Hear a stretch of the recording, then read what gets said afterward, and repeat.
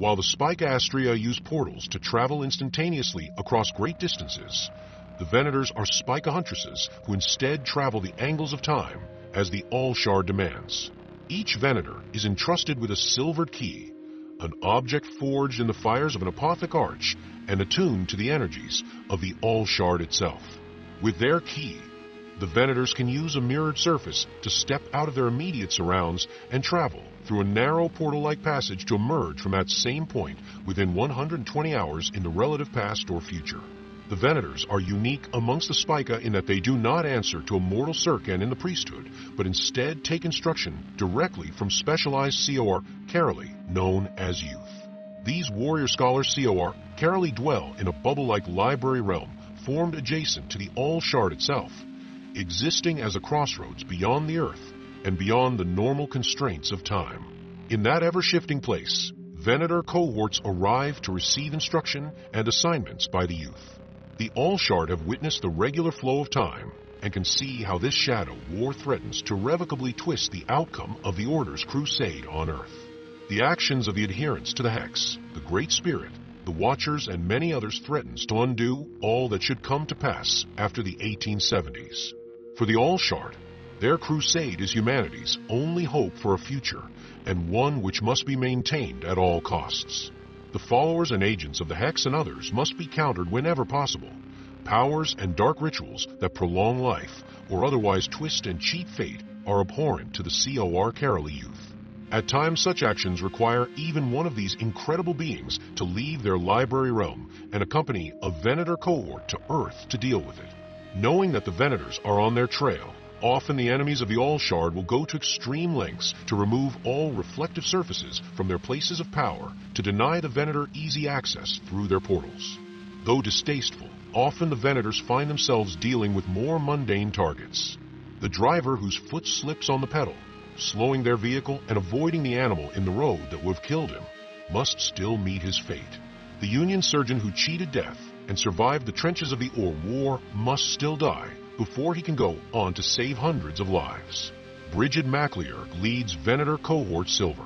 She is a strict disciplinarian and often seen as more unfeeling than even the alien COR Caroli Youth that they serve. Though their masters are inhuman, Bridget knows her Silver Venators are mortal and must rely on mortal means to stalk their prey. Through her overseer helm, she is given instruction in the field from the Youth in their library realm. This is useful for guidance in a rapidly evolving situation, but Bridget knows that wearing the helm is not without cost. The Youth Seal, Anna Maria Golding is new recruit and a formidable grenadier, grateful for the opportunity service in the Venators brings.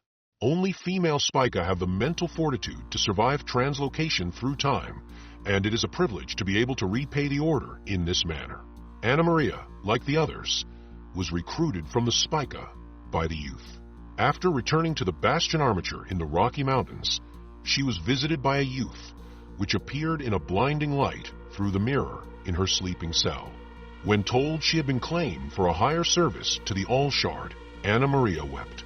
She took her oath there, and then was dressed in her new vestments and stepped into the mirror to meet her sisters in the Silver Venators. Rebecca Bateman is a tremendous athlete, using her limited time between missions to hone her body further. Temporal portal travel makes Venators unable to use other types of portals, and so once they have arrived, a Venator's physical fitness is essential. Trained to moving swiftly to acquire the target, Rebecca, like her sisters, wears hooded dark robes beneath which silver accessories gleam, brandishing brightly polished weapons. An impressive sight, but there is a reason behind this appearance.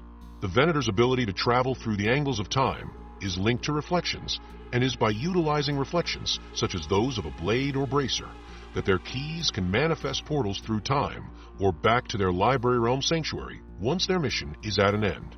When a target proves elusive or is alerted to the approach of the Venators, the Spica huntresses can resort to marking their quarry. Though physical contact is initially needed, once a target is marked in such a fashion, the Venators can use their key to call on a Tindley TH hound from their library realm. These are guard creatures of the Youth, bred by the COR Caroli from a species acquired millennia previously on an early crusade. The Tindley TH are unique in all the species so far encountered by the Order, in that a few survived when their home world was cleansed of life. The creatures were verified to be free from hex taint, and so were deemed sanctified for use in future crusades. 10 generations of selective breeding means that when hunting their prey, the hounds materialize through any mirrored surface in the immediate presence of the target. When a hound begins to manifest, it materializes first as a shadow in the reflection, becoming more distinct before the very reflective surface warps to form the dreadful alien foulness of the creature. Once they have brought down their prey, if the Venators cannot intercede in time, the Tyndaliteach use their long, hollow tongues to drain their victim's body fluids, leaving vile blue pus or ichor as their spore. Even a member of the faithful might fall prey to a hound if they inadvertently find themselves between the creature and its quarry, or if the rite to summon them is performed imperfectly. The Circan of the Order considers them abhorrent, would not sanction their use if they had the authority to forbid it.